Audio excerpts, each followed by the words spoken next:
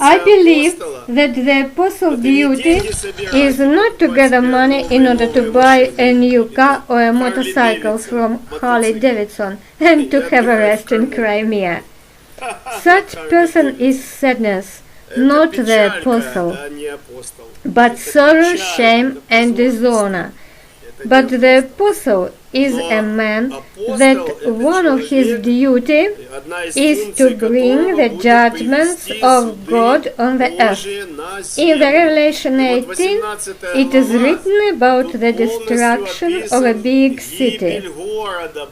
Babylon is its spiritual name. Babylon is called the famous prostitute, the habitation of devils. Some suppose the Catholic Rome is a Babylon, others think that it's modern Jerusalem, which is called Sodom and Egypt. There are those who suppose New York or Moscow or any other city as a Babylon. Babylon is translated as the mixing of spirits. It's a place where the tower up to the sky is built, because people said that they do not need God, they are gods themselves. Nowadays, people decided to prove it.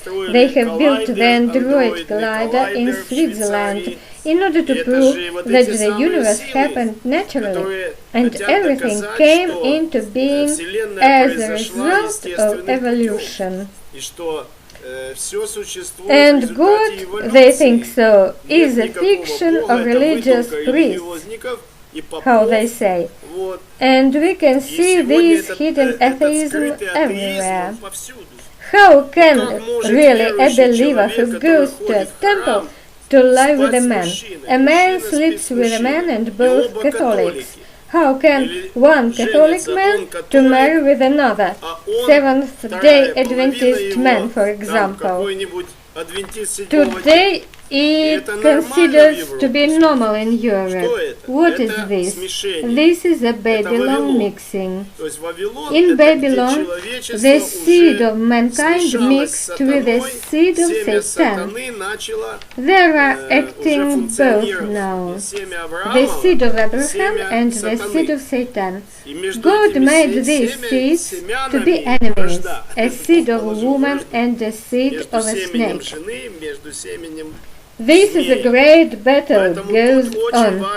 Revelation 18:2. Great Babylon is now haunted by demons and unclean spirits, so occultism increases.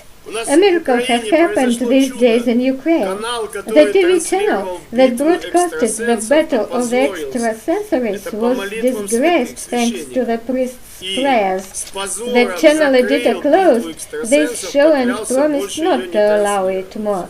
So, this awful and horrible devilry show, where the power of Satan and the wicked man was glorified, was put away from the TV screen. It was STS channel from Russia. So the battle of the extrasensories had finished, that's all. Because it was haunted by demons.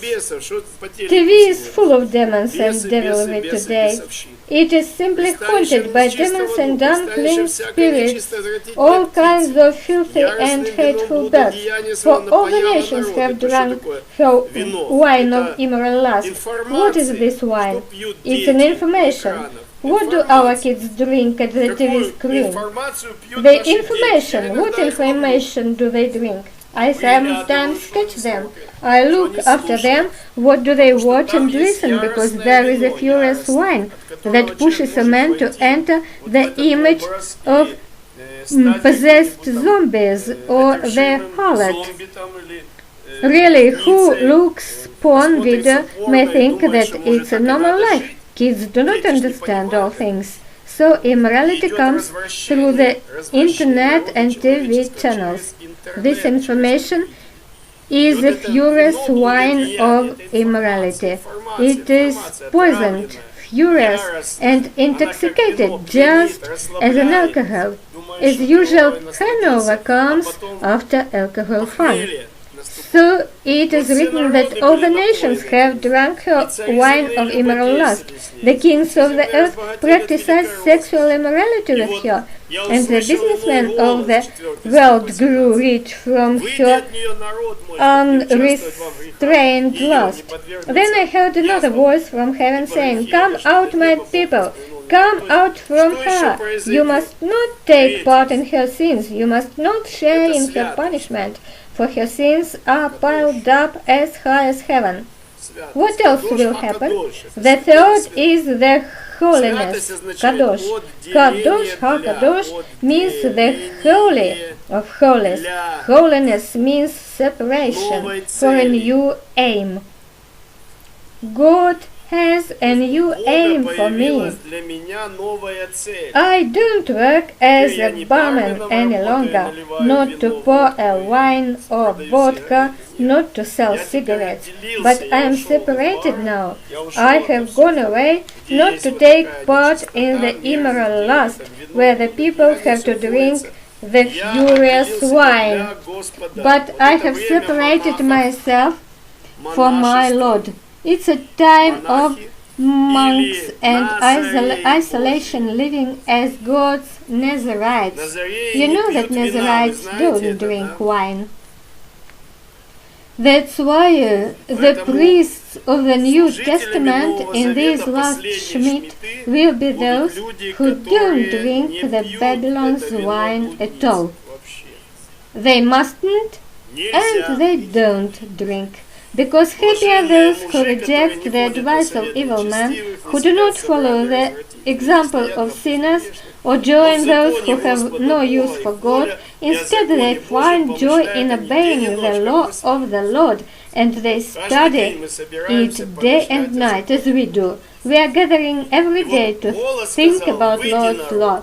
God said to his people to get out of Babylon. Now it's just the time to get out. Yeshua separated his team. He said, "Follow me."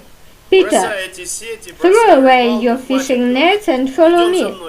I'll make you to catch people. Let's go. You'll have more interesting life ahead. There are many cities on the earth as Babylon, where the sins are piled up as high as heaven, as in Sodom and Gomorrah. The sin really increased very much. These ugly homosexual parades, for example, we can't tolerate them anymore. That's why the apostles get up and produce God's judgments about these cities, lands, acts, and events on the whole earth. Be glad, heaven, be glad, God's people and the apostles and prophets, for God, Yud-Heh Vav-Heh, has condemned the great city Babylon for its sin. Then a mighty angel picked up a large stone and threw it into the sea, saying, "This is how the great city Babylon will be violently thrown down and will never be seen again. The music of harps and trumpets will never be heard in you again. No workman in any trade will ever be found in you, and the sound of the millstone will be heard no more. Never again will be the light of the lamp be seen in you. No more will be the voices of brides and grooms be heard in you." It means that Yeshua HaMashiach and his bride, the church, have lived this city. So as Lot, with his family, came out of Sodom before God's punishment. So you don't be afraid, and if God will say to you to move out of your cities, it's normal for you.